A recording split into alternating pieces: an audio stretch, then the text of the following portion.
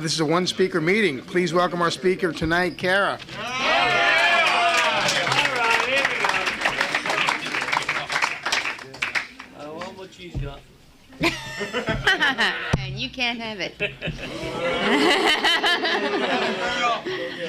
My name's Cara, and I'm an alcoholic. Hi, Cara. And I've done a lot of drugs, too. I know, I am. This will be my 22nd sober New Year's Eve. No, I did not get sober at 7 years old. I am 44 years old. I am going to be 22 years sober in July. And life is amazing.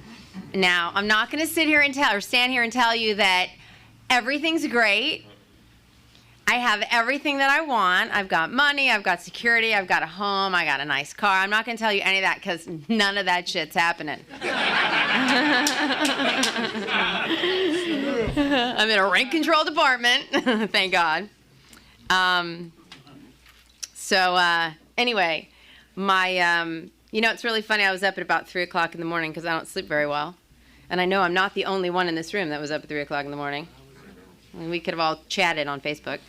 And I was thinking about what I'd say, my first opening 2 minutes, I can't remember anything I thought about at 3 o'clock this morning. So I'm just going to, tell you who I am. And I'm nothing if I'm not honest. I'm the youngest of 3 kids.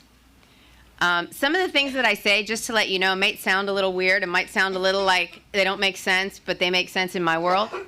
Like, I'm the youngest of 3 kids. I have 2 siblings, and I'm an only child. Anybody get that? Okay. Oh, great. Okay. So I'm the youngest of 3 kids. I'm an only child. I'm the only girl. And the 2 older siblings I had are brothers, and I first got I first started using with my brothers. I started smoking pot when I was 12 years old. And I come from now I know I'm not alone here, I come from a very fucked up family. Yeah. In fact, today, with 21 and a half years of recovery, in my life, nobody in my family speaks to each other. So I'm also orphaned, even though I have parents. It sucks.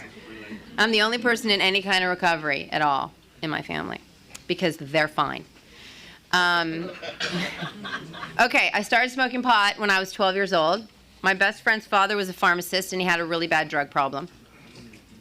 So we would find his stash. My best friend and I would find his stash.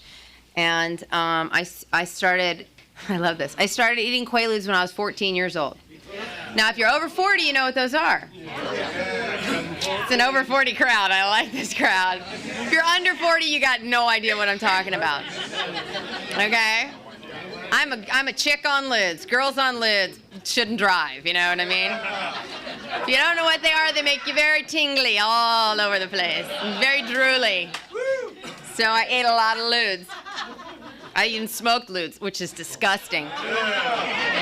I even snorted lewd dust in a bag once. It was just, I did it up one side of my nose, and it hurt so bad that I had to do it up the other side of my nose to match it, you know what I mean? Okay, so I started smoking pot when I was 12. I started eating Quaaludes and doing cocaine when I was 14 years old. And I'm a nice Jewish girl, and nice Jewish girls don't do that. Anyway, I started using, and I have to tell you that the thing is when I started using drugs, from the beginning, I started to use to not feel who I was. I wasn't aware of that at the time, but I had so much self-hatred and so much self-loathing that all I wanted to do was not feel like self. All right? So that's what I started doing. And when I was 17 years old, I met this guy, and he was a drug dealer, and I didn't know he was a drug dealer, but he was really cute, and he had a lot of cocaine. And so we started using together. We started dating. We started using together. And in fact, he spoke here, I think it was about 3 months ago, Mike? Yeah. He spoke here 3 months ago. And actually, Mike introduced him that night, too. And I started using with him, and you know, one day he said to me, "You want a Quaalude?" I said, "Sure." He said, "Okay, they're in the freezer," and I open it, and there's 10,000 Quaaludes in the freezer. You know, that's it was great. I always knew how to get ludes from him. I always knew how to get him to get the little deering out. You know that sound? I always knew how to get that working. Anyway, I got into a relationship with this guy. We started doing a lot of drugs. And it was your typical alcoholic, drug addict relationship. Now, I have to tell you, I am not a really big drinker because I vomit a lot. Whatever goes down comes right back up. My drinking career it was like a fifth of peppermint schnapps when I was 16. It was disgusting. So, you know, if there were no other drugs for me, I would be drinking. But it was just too messy for me. You know, pills were very neat. You know, I like pills. They're very neat. So I started using with this guy. It was your typical alcoholic, drug addict relationship, a lot of screaming, you know, fights, 3 days, nights, you know, that kind of stuff. And, you know, it was, well, we've all had those. I don't need to explain any further. So anyway, when I was somehow, somewhere, when I was about, I guess, let's see, I got sober at 22. I was probably about 19 years old. I somehow, somewhere, I was coming down and I'd heard of the Cocaine Anonymous hotlines. And I picked up the phone and I called and somebody suggested I go to a meeting. Now, I don't know about you, but for 19 years, you know, I'd been empty for 19 years. I had no friends. I had no life except for this guy. I lived through him, and every day that I woke up, I died. I was so tired of dying every time I opened my eyes. You know, I have died a million deaths, and I just didn't want to die anymore. And, you know, I knew that I had a problem. I didn't have a problem with having a problem. It was obvious that I couldn't stop using. You know, it talks about in the big book, we've switched from this to that, you know, from taking a trip, not taking a trip. Well, I tried everything I could to change my using. All right, to change how I could do it. I used to work down the hill from where I lived in Playa del Rey. Hit bottom in Playa del Rey. That's a great place to hit bottom. I hit bottom in Playa del Rey. I'm from here. I'm a local girl, okay? So I hit bottom in Playa del Rey, and I used to do, I'd do a couple of lines before I'd go down the hill to the place that I worked at. And I knew that if I left it, that I wouldn't do anymore. Right? Okay, if I left it at home, I'd get down the hill, and instantly I'd said, oh my God, I said to my boss, oh my God, I forgot something. I have to, you know, I gotta go home. I gotta go home, you know. Story of my life. Oops. Which, you know, none of that worked. Taking a trip, not taking a trip. So somehow I'd heard of the hotlines, and I called, and they suggested I go to a meeting. Well, you know, I didn't have any other place to go. Well, you know, I had nowhere else to go. So a couple days later, I went to a meeting, and I heard, my first speaker I ever heard at a meeting was Danny T. If you can imagine. Yeah. Wow, that was mind-blowing. And you know what happened for me really was, the one thing that happened for me that hadn't happened in years is that I laughed. You know, and I don't know about you, but I was so hollow, and I was so empty, and that hollow shell was so thin. And I laughed, and I hadn't laughed in so long, and I didn't hear anything about steps, and I didn't hear anything about fellowship, and I didn't hear anything about the big book, or I didn't hear anything about anything. The only thing I heard was, please keep coming back. So I did. About 3 months later, I came back again. Now, I never stopped using in this time, and it was only about a year and a half or so. I finally ended up in treatment because I knew I had a problem. I didn't have a problem with having a problem. I knew it. I was defeated, completely defeated. And, you know, there were times when I was in treatment where I thought, am I just escaping from the bill collectors, and am I just running away from my family? Am I just running away from me? But, you know, I was in the right place, whether I knew it or not. And and when I got there, I heard two things that were the most amazing, miraculous things I'd ever heard before. You know, they told me that it was just my head, for one. And I got to tell you, when I found out it was just my head, see, I thought I was crazy. I was bracing my, now I've only recently started saying this, but it's the truth.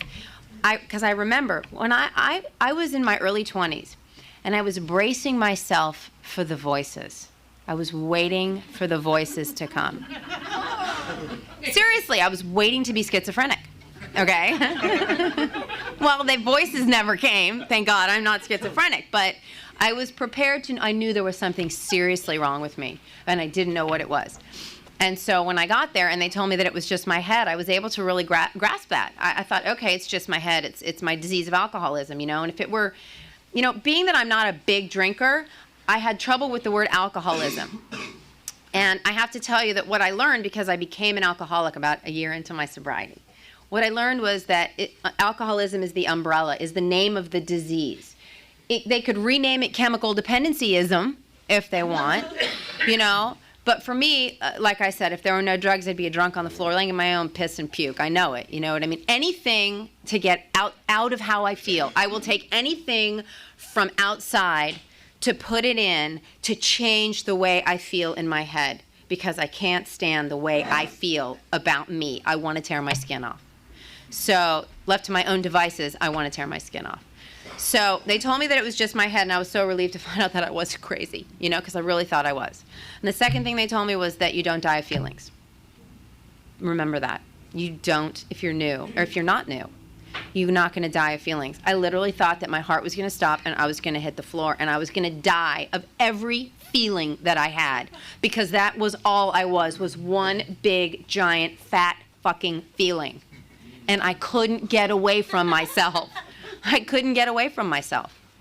So anyway, I was so relieved to know that. I spent my 3 or 4 weeks in treatment. And I have to tell you, I really, for me, I had my first spiritual experience, so to speak, in treatment. And they took us to the park, because it was summertime and it was hot, so they'd take us to the park, Roxbury Park. And I sat there and I had this experience sitting under a tree, and it may not seem like anything to any of you, but for me it was huge.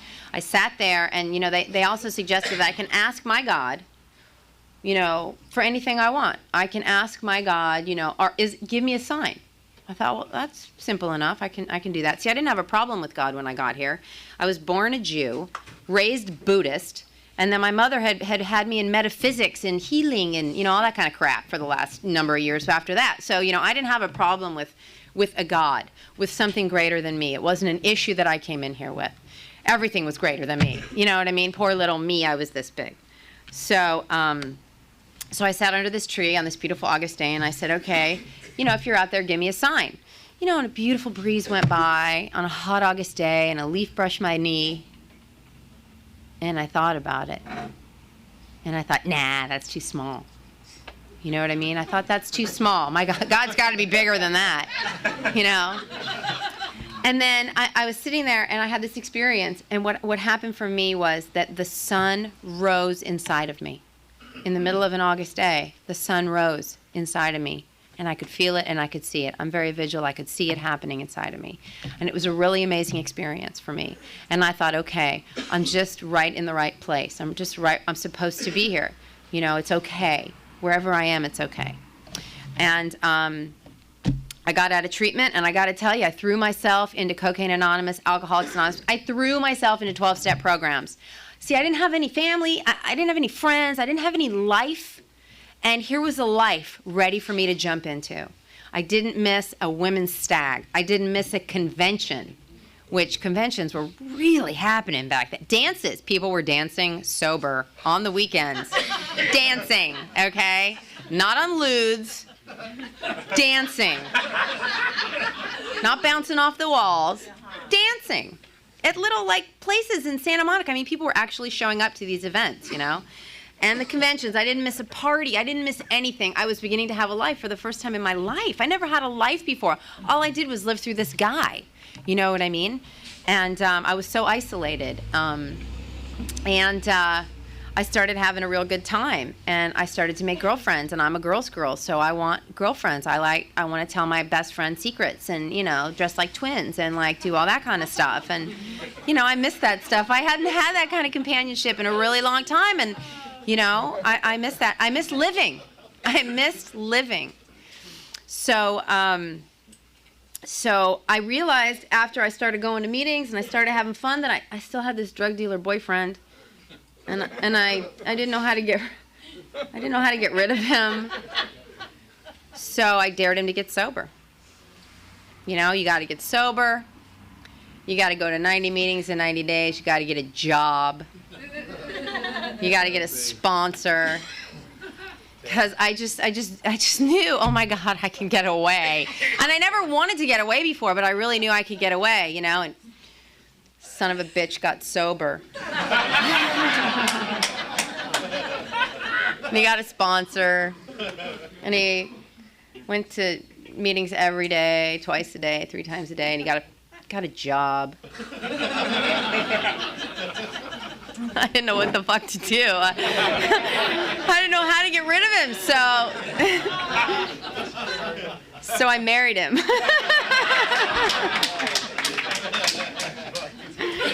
We're a happy, sober couple. And, God, I had newcomers sleeping on my couch, and it was just, my couch stunk, and I mean, it was just, he became this pillar of sobriety. Next thing I knew, he was having men's stag meetings of all the guys he sponsors in my house. I'm like, oh my God, this can't be happening, you know? So, then we got divorced. He's a great guy. He is my bestest friend. I just don't ever want to sleep with him again. So, anyway, no, he's my best friend. He is my best friend. He is family. He is my family, and I love him dearly, and he's a great guy, and he will be 21 years sober in 3 hours and 19 minutes. He will be. So he followed me in 5.5 months after I got sober. So anyway, so we got married, and you know, we tried to hang on. Everybody said, you won't beat the odds. You can't stay together, and we were going to do it, you know. And I don't know about you, but I'm the kind of alcoholic where I leave claw marks in everything that I have to leave. Okay, so there was blood when I left. No, not every relationship, but anyway, not everyone. I have a few scratches on my, no. Anyway, you know, what I did was I got a sponsor, you know, enough of the funny, goofy stuff. I got a sponsor. You know, I got to tell you, I've had sponsors get loaded. I've had sponsors OD on me. I've been sober a long time. I've been through a lot of sponsors. And what I've come to learn is that sponsors are not gods. Sponsors are just another fucking alcoholic. That's it. Just another person walking on the planet, you know? And they don't always know best, and they don't always know everything. They're just another person trying to get by. I've worked the steps many times. I've worked the steps. 1, 2, and 3 were no problem for me. 4 sucked, but I did it several times. 5 was not difficult. I'm a pretty open person. You know, I don't have trouble telling people how I feel and what I think. 6 and 7 were confusing in the beginning, but I understand them now. It's different. 6 and 7 are different. Making a list of all persons I had harmed was not difficult. I had my inventory to go on. 9. That's a bitch. But I have to tell you, the truth is from the first amends I ever made, I was rocketed into the next dimension. I was free. It was not for them. I went with intention to give them some freedom. It was not a selfish motive for me, and I was given freedom.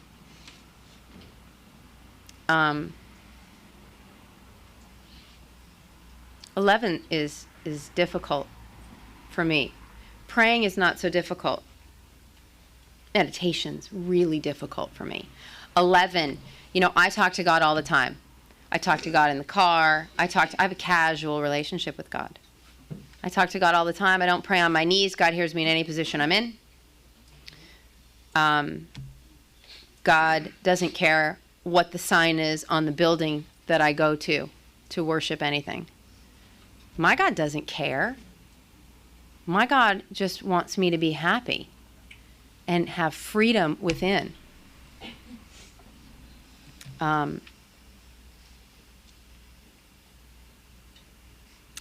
When I was 12 years sober, I got involved with a newcomer. I don't recommend that. Not for the safety and serenity of the newcomer, for the safety and serenity of the person with time. I've been told that over and over in Alcoholics Anonymous. I did. I got involved in a relationship with a newcomer. A year later, I was having a baby. I was getting married and having a baby. I had a baby on my 14th sober birthday. If that is not an unbelievable gift of sobriety, I don't know what is. It's amazing. My daughter's father and my friend Leslie, who's sitting in the front, were in the room with me when I had my baby. They asked me before, I love to say this, they asked me before I went in, they said, I had a C-section, they said, when all your organs are out of your abdominal cavity and on the table next to you, can we look inside?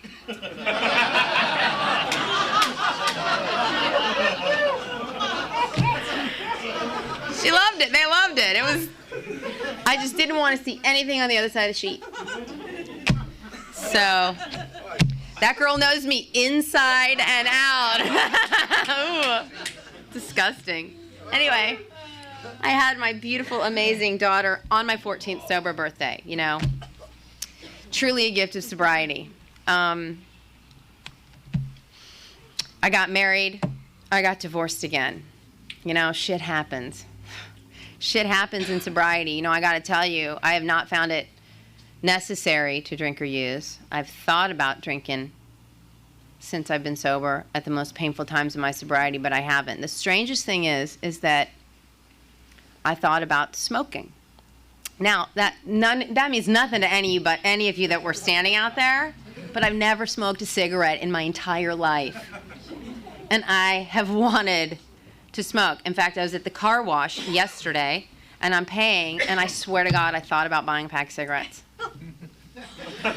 Suddenly, I was at a meditation meeting a couple weeks ago. I go to a Monday morning AA meditation meeting, and the theme was suddenly.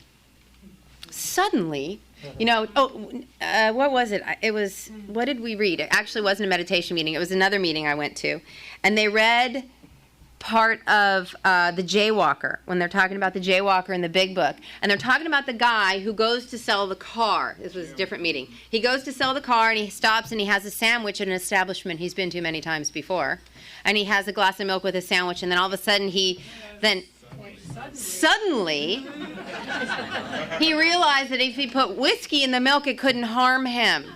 And he'd been having a fine day, except for the little irritation that he was now working for the establishment that he once owned.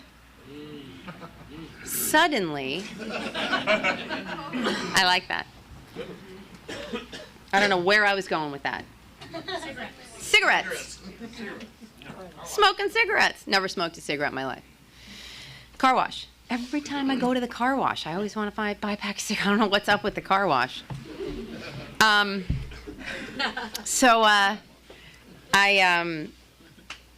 You know, it's funny, my first ex-husband, my favorite ex-husband, gave me a cake last summer, and I thanked him, and I thought, you know, this is what happens. You get to be friends with those people that you end things with. You know, you get to go to another level in your relationship with other human beings, and you know, that's what you get. You know, you get an ex-husband if you stay sober long enough. Sometimes you get two. You know, I got two of those. I got a kid on my birthday. I mean, you know, what it is that we get sober to live. I got sober to live. And this is living. It's not always what I think it should be. It's not always what I want it to be. But it's life. And you know, non-alcoholic people have the same shit happen in their life. You know? I have, let's see, this last year of my life, I guess this last about 9 months, has been probably the most difficult 9 months in my recovery. Not that I've wanted to drink or use in the last 9 months, but I've gone through a tremendous amount of trauma, emotional trauma in the last 9 months. My relationship ended one more time, the same week that my dad had a massive heart attack. And my dad was living in Mexico, and my siblings evac'd him out. And he had a massive heart attack. Within the same time, I had to take my mom into the hospital within those 2 weeks as well. She has liver disease. She has cirrhosis of the liver, yet she's not an alcoholic. She has cirrhosis of the liver, and her abdomen was filling up with toxins, and I had to take her to have it drained. And my dad was having a heart attack in Sandy. I mean, it was a really, really tough time. And as a result of that, I started to have some physical problems as well. And I started having anxiety attacks during the night. I started waking up in hysterics every night. And, you know, what I realized is that for me, the longer I stay sober, the bigger my feelings get. You know, the great news is that you get to feel everything. The fucked up news is that you get to feel everything, you know? And so I have no armor. I stand here with no skin on anymore. I have no armor. I have no defenses. I am the purest of that I can be. God has stripped me, you know? And I am completely vulnerable in the world. And, you know, some ways that serves me, in some ways it doesn't. And in this last year, it has put me on the floor in a ball, chewing on the couch cushions in pain. And, you know, I don't think that I'm capable, that I'm equipped to handle that. But the truth is that, you know, I'm standing here in front of you, I'm alive, and I'm still sober, and my heart is still beating. And I haven't died of a feeling. And it's been the toughest time in almost 22 years, you know. I've been sober half my life. I don't think about drinking or using. I don't. It's not my life today. I have a truly regular life. I really do. I have a really regular life. I'm a mom. I'm a single mom. Here's another weird thing. I'm a single mom who was married. Do you understand that one too? That's like the thing I said earlier, that they sound kind of weird. So I have a really ordinary life. I take care of my child. I'm pretty good at it, actually. I can't believe that God thinks that I'm equipped to do that, but apparently he does, because I have a really normal child. And I feed her, and I water her every day. And she always has clean clothes. And I make her lunch. And I do homework with her. And that's a miracle, because I wasn't given any of that. I don't know how I know how to do that. I wasn't given any parenting. And I wasn't given living skills, let alone any parenting skills, you know? And I have to share her with someone else, which I don't like. And she's a really normal child. And I just took her snowboarding for the weekend in Mammoth.